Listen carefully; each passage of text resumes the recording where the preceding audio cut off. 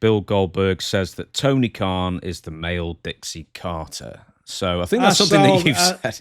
Oh God, I saw that. I went, what the hell is he talking about?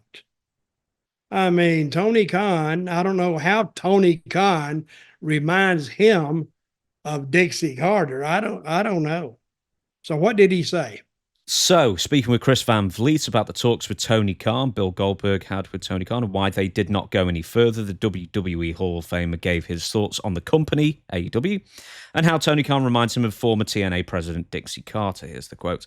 I just think we have a different perspective on it. I don't know. I mean, it's hard for me to really pass judgment on their production because I don't watch it. I see clips of it, and it's hard to give a rational breakdown of how they are if I don't really watch it, so I don't really know. He, Tony Khan, reminds me of Dixie Carter, but a male version. I don't know if it's a good or a bad thing, but he reminds me of that scenario. It's just a different feel. It's just different. And then when asked if he and Tony Khan were ever close to making a deal for him to join AEW happen, Goldberg responded that they were not, but admitted that during Sting's retirement run, there was a chance. So here's another quote for you. No, I don't think I was ever close to making a deal with him. I think it was much more a realistic transition when Sting was involved. I reached out to Sting because I wanted to be a part of it. I thought he and I could do a farewell thing at some point together. Maybe Ric Flair could turn heel during it as well and gig himself. But it wasn't about me. It was about Sting. That's something else Ric Flair would never say. And I could never overshadow anything that he does. But I don't want to convolute the waters. It would have been a nice crescendo, but it wasn't about me, so the timing was kind of off. So, let's stick with the Tony Khan, Dixie Carter thing. So I think that's something that we've compared them to before. Have they got... Okay, both from rich families. They both got into wrestling. Any other similarities? The Carter family is not near as rich as the Kahn family, but he was a billionaire. The daddy of Dixie was a billionaire, I've heard. And, but I think that's when the similarities kind of end. I think both of them wanted to be stars themselves. You know, Tony wants to be a star. That's why he goes out on TV and he gets involved in some of these things. And that's why he talks he's a spokesman for the company. Dixie wasn't that brazen with it, but she wanted to be acknowledged as the owner of TNA, and she would, every time we would go to Orlando, she would sit in the same seat and they would introduce her. I don't think they would introduce her. They may have introduced her every show because they would put a spotlight on her, and, you know, is Dixie Carter, and she's the chief of TNA wrestling. So, but I don't know how else that Dixie and Tony are similar. Tony likes to book, and Dixie Carter, she knew she wouldn't even attempt it. So, but did Dixie? Okay, because we've talked about this before. So Dixie obviously would, like Vince McMahon, almost take the opinion of the last person who spoke to her. I guess. Yes, as you said absolutely. Before. Did she ever come up with anything on her own as far as presentations for television or a... No, ever, because she just didn't. She wasn't a show business type oriented person. She would like to watch it, but as far as producing it and what would happen, she did have a match with Bully Ray somehow, and he put her through a table. You know, he put that, what was that? The older woman wrestler he put through a table. Oh yeah, Mae Young and like Mae Young. Yeah. My God, I saw that. I went, and she was like 80. And I'm thinking, he put her through a table, and it's even hard to watch. So I don't know why she would do it, but Bully Ray protected her. And I think he did the same thing with Dixie. He put her through a table. So, but I think Dixie wanted to go through the table. She wanted to do something that would, you know, memorialize her in the minds of wrestling fans. So she did that. But I think as far as Tony Khan and Dixie Carter being similar, no, I don't see it. Going back to what Brock said about Sting, I mean, not Brock, Goldberg, but Goldberg said about Sting, but it wasn't about me. It was about Sting. Well, yeah, it was his retirement match. And if you was he talking? Do you think he was talking about being an opponent for Sting, Maybe he was just talking about being in like his corner? being in his corner like Ric Flair did. Well, yeah, but see what it was about Sting. He said that twice. So yeah, it was Sting's retirement match. So, and it wasn't about him. I don't think that's why he didn't want to do it. Because Okay. if it's not about Goldberg, well, why do it?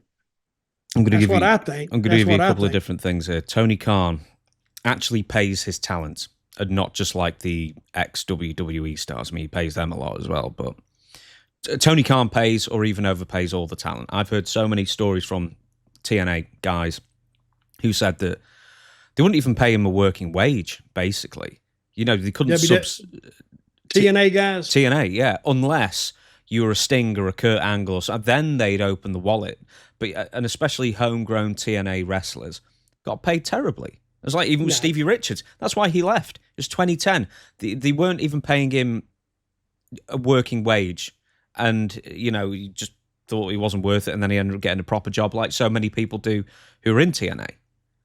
Shelly Martinez was one that I interviewed. She said the same thing. Chris Harris was one that they just weren't paying. You know, unless you were WWE and a big star in WWE, they wouldn't pay you. That is true. They would, and I don't know who worked out the payment for these guys. I don't know, but I think Dixie found out somehow what they were making on independence or something like that. And he said, well, we shouldn't pay them anymore. It's actually helping their careers. But you got to have something to live on. And I don't think that, if you had to come in and do TV and get a room and eat and rent a car, that's very expensive. I don't think they picked any of that up. Now Sting came in on a hell of a deal. He didn't do nothing. I think he was making $500,000 a year just to make TV. What a deal. And most of the time he didn't even wrestle on TV. Another one that came in was Kurt. I think he made the same amount or more, but at least he would go and he would go on the road. At least he would do that. And Kurt worked his ass off. But that's where the money was going. And when Hall never made it, but when Nash came in, he was paid well. So you were paid basically for what you had done in the past. So I think everybody would like to get a Sting deal. And Tony Khan, he could give Goldberg a Sting deal like he had in TNA or more. But sometimes they have more brains than they have sense. I mean, they have more money than they have brains. So if a guy can talk a promoter into paying me, hey, give me like 10,000 a match and I'll appear on your TV. What a great deal. You get $10,000 to show up, eat the catering, go out, do a 3-minute interview and leave. Great money if you can get it. One more thing I'll mention, then we'll go into our last story. Dixie Carter, this was after you left. I realize that. But, when Hulk Hogan came in and Eric Bischoff came in 2010, and speaking of which, that's why you left in a sense. And then all of a sudden, a little after that, Dixie Carter starts appearing on television more and more and more, to the point that she is the female Vince McMahon. She is one of the main stars of TNA Impact Television. Did you get the sense when you were working with her that she always wanted to be on screen? Oh, yeah. And who kept her off screen was Jeff. Because Jeff knew that if she got a taste of that, she'd be insatiable. Is that the word? Mm-hmm. I mean, she wanted to be a big star with power is what she wanted to be. And I don't see if she could have actually handled it, but she was so green and her interviews would be more like lectures than anything else, because that's the way she was used to talking to people. She would lecture them. So, and when I saw she went on TV, I said, well, they made a mistake and they won't be able to recover from this. And they weren't. And another thing, it was to actually show her father and her mother that lived in Dallas, that she was a part of the show. So their money was going to make her a star. She never drew a dime. And I remember who quit on TV and Dixie didn't want him to quit? It was Hawk, right? Yeah, she was like hanging off his ankle. Yeah. And she grabbed his leg and he's trying to pull her and pulled her out of the, I guess they had that. I don't know if they still had that rap way then, and that's because, Bischoff was the booker at that point. And I don't blame Eric at all. She wanted to be on TV. Go on TV, because he was making pretty good money too. Hey, I'll write you in, and he wrote her in. Eric would say he wasn't the booker. Said that was more Vince Russo or Hawk or Dixie or whatever. But well, it may have been. Yeah, I think they all had a hand in it. They did, and Eric, they're going to defer to him sometimes because of his WCW roots.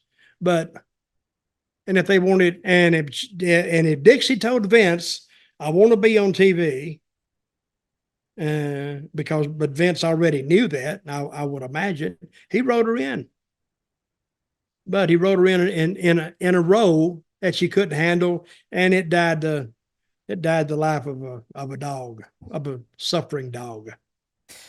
So we've said that Dixie always wanted to be a star.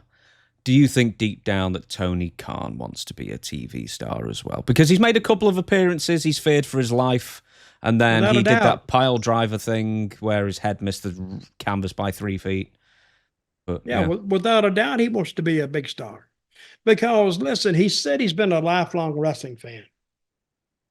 And he wants to be bigger than life, as wrestlers are sometimes, on your big screen. And I think he always envisioned himself in a role like that. So when he got his own company, there was nothing stopping him from going out there and being what he wants to be. I think his limited exposure on TV may have said, well, maybe I'm not as, I don't come across as I want to. So I think some of his appearances have been like, I think he took himself out. I don't know who else could take him out anyway. So Tony takes credit for booking it all, right? Mm-hmm. Does he say anybody else is helping him? He's never mentioned. Yeah. He's got like a little committee around him. Yeah. Yeah, but who's on the committee? I think Brian Danielson is on it, and I think there are a couple of other people who names that would be too recognizable.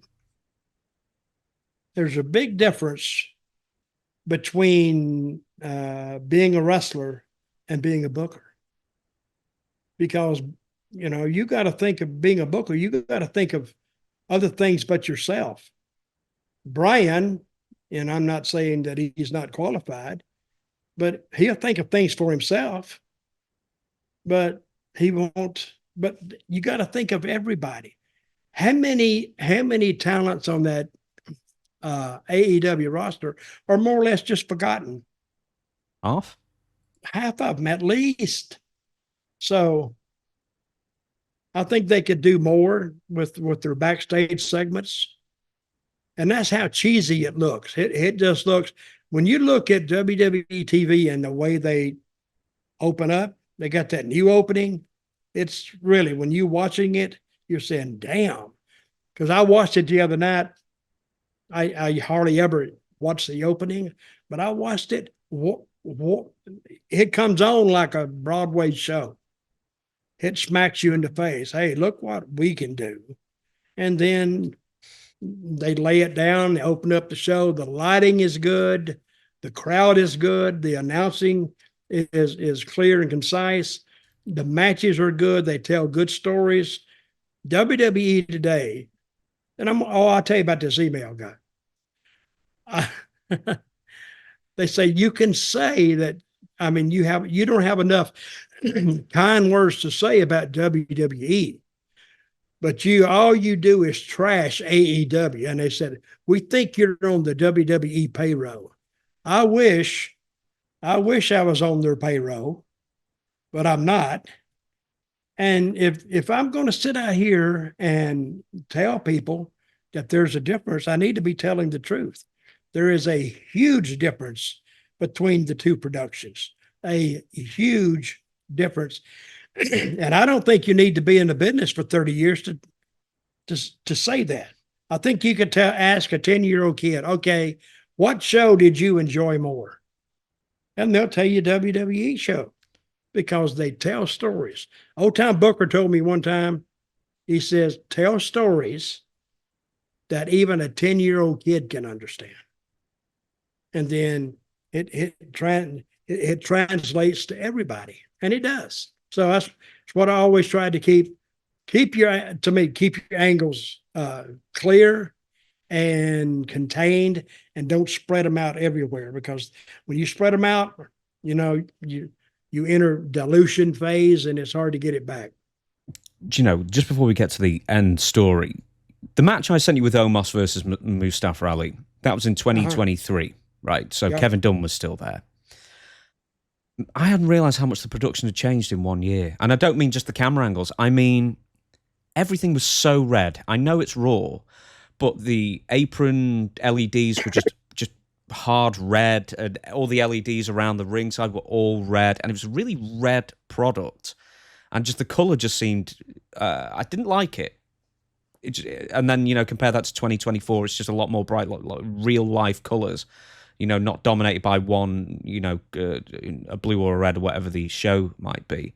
It's a lot easier on the eye, and I'm not even talking about all the better camera angles and less cuts and that kind of thing. It's just the colors of the show are a lot better in 2024. Well, the lighting of the show is much, much better now. Much better. Because before, and you look at AEW, the crowd is dark. And you just see that little, whatever it is, the little crowd in front of you. So let's say we have a sellout. I'd want that whole arena. I'd have spotlights showing that crowd. Because to show success means that, wait a minute, look at the crowd they drew. Sometimes that's very, very impressive. Now, what's impressive for me, AEW, is when they went to London, they sold out that stadium. That's a big deal. That's a huge deal. But how many people you think they'll do this year? I asked you this a couple of weeks ago. I'm sorry. I think they're at 43,000 now. I don't really think they're going to get to 50. I don't. They'll probably get 46, maybe, if the numbers I'm remembering are right. Now, where do you get 46? You think they only get 3,000 fans? Isn't their show like next 2 weeks? Yeah, because I don't feel the excitement for it at all. So even people you talk to on the streets, if you talk to anybody on the street. Well, people on the street won't be talking about wrestling anyway. But no, none of my friends care about wrestling at all. Yeah. I'm the only one. Yeah, I have to talk about it.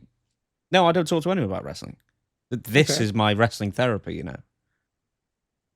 Well, you do a good job. You do a really good job. I think they do 50,000, maybe a little more. I think. But I'm just projecting. I can project anything. But judging from what they did last year, and it was brand new, they'd never been there before. So, but the house they had last year surprised me. It really did. But I don't know what they're going to do this year.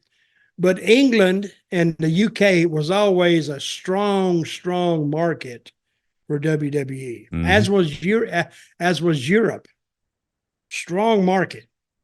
So, and those were tours that were enjoyable, because I'd never been to London before, because I didn't see nothing in the hotel room, as I saw most of the other big towns I've been to. But they run you like a dog there. You don't have time to get out and see anything, because you're spending so much time sleeping and recovering from the night before. But I really enjoyed the fans there. Very energetic. and they knew what was going on, and they were loud. Where was the crowd so loud for WWE? We're loud for everything. Yeah, but what was it? Oh, it was France. Yeah. Leon, or what's the name of it? Yeah. They said they were just through the roof. So, but that's what happens when you go to a virgin town. You've never been there, and this is their chance to see it. And they go out there and they're so happy to be there that they're just loud and they're in a good mood. The last but if you put, guess what? You put Omos on first, your crowd goes, oh, yeah.